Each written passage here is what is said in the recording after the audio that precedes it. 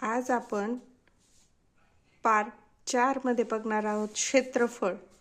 आज बघणार आहोत आयताचे क्षेत्रफळ। तर आयताचे क्षेत्रफळ बरोबर लांबी गुणिले रुंदी। तर आता आपण एक उदाहरण घेऊ आणि मग मी तुम्हाला त्याचं स्पष्टीकरण सांगते।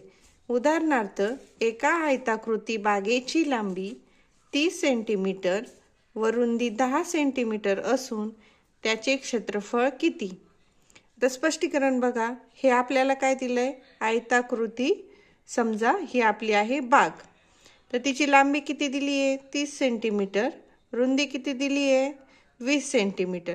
मग आता आपण वरती बघितलं आयताचे क्षेत्रफळ बरोबर लांबी गुणिले रुंदी, म्हणून आयताचे क्षेत्रफळ बरोबर लांबी गुणिले रुंदी। लांबी आहे 30 सेंटीमीटर व रुंदी आहे 20 सेंटीमीटर, दोन्हींचा गुणाकार म्हणजे 600 सेंटीमीटर। एका आयताकृती बागेचे लांबी आपल्याला क्षेत्रफळ किती मिळाले 600 सेंटीमीटर।